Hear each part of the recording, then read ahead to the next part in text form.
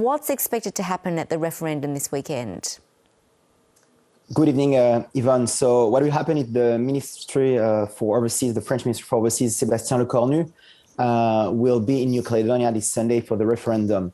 And one of the issues is, as you say, the independentists do not want to meet with the minister and they do not want to participate to the referendum. And one of the risks is, as we know that in the previous referendum in 2018 and 2020, the yes was 43%, and after it was 47% in 2020. And if the independentists do not participate to this vote, there's a risk that we won't get a yes for the independents. And the issue is that the Matignon Agreement of '88 have planned only 3 referendums for New Caledonia to become independent. So it means that in terms of the French constitution, the government will need to find something else and to create a new status for New Caledonia if we don't get the yes at the New Caledonian referendum. And Natanael, the former president has said the ripping up of the submarine contract by Australia and the US has influenced France's attitude towards New Caledonia. In what way?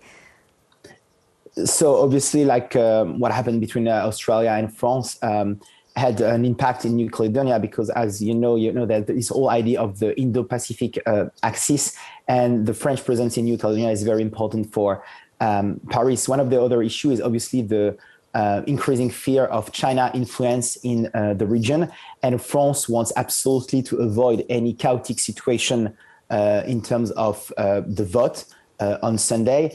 The other thing is, in addition to what happens with the submarines, there's obviously in September, there was the first wave of COVID-19 pandemic that happened in New Caledonia.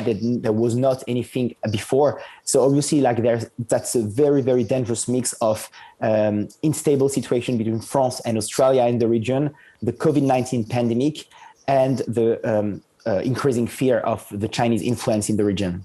Well, France's ambassador to the Indo-Pacific has said Australia is in denial over the rift caused by the AUKUS row. Why has the US been able to patch up the relationship, but Australia hasn't? I think, Yvonne, there are 2 main reasons. Is like for France, obviously, the American ally is probably more, I would say, crucial in the relationship because it does not just stop in the Indo-Pacific zone, but, it has impacts, for example, in the Middle East, too, in Africa, too, whereas the relationship with Australia has a bubble in importance in the Indo-Pacific region. So that's the first reason. The second reason, even, is, as you remember, Anthony Blinken has visited Emmanuel Macron in Paris right after the incident of the AUKUS submarine. And quite quickly, in fact, the US showed very proactive signs of reconciliation with France, where Paris still expects Australia and Scott Morrison to do some gestures and to do some proactive reconciliation with the minister. And the other thing is obviously what happened with the helicopters and the fact that Australia is changing the float of helicopters 10 years before it was scheduled and replacing the European design one by the American Hawks is another sign also of the willingness of Australia that Paris consider that do not necessarily want to cooperate with France, but prefer being closer of the American and UK partners. Well, France has come out and said it won't join a diplomatic boycott of the Winter Olympics in Beijing. What do you make of this and France's relationship with China compared to Australia's? One of the things is, and it's quite interesting because that was also part of Macron's declaration for the presidents of the EU that will happen in a couple of months, is at the same time France wants to be has more autonomy from the American ally and being more seen as a power itself.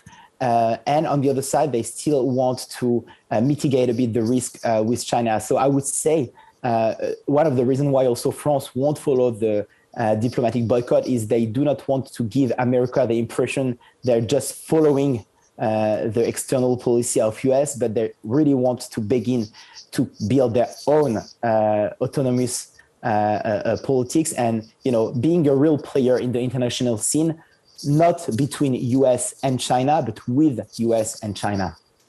And France, as you mentioned, will take up the rotating presidency of the EU next month. What will President Macron's priorities be? So President Macron had a very important speech this week, and he developed 3 different axes for the French presidency of the EU that will begin next January. The first one is the relaunch. So the relaunch after the crisis. How will Europe develop its politics as planned when Ursula von der Leyen took the presidency of the Commission. The second axis of development is power. Once again, Europe wants to see as a powerful political entity being able to have an impact on the international scene. And the third axis and the third word employed by Emmanuel Macron was the word of belonging. Emmanuel Macron wants really that European, I would say, have this feeling of belonging to a shared project. That was the idea of the founder fathers 60 years ago, but really this belonging of being European. And if you want, I'd like to quote Emmanuel Macron, because I think there was a very important sentence. He said, "We'd like to change from a Europe of internal cooperation to a powerful Europe, active in the world, fully sovereign, free in its choices, and master of its destiny." And I think that's a sentence that summarizes a bit these 3 ideas of relaunch, power, and belonging.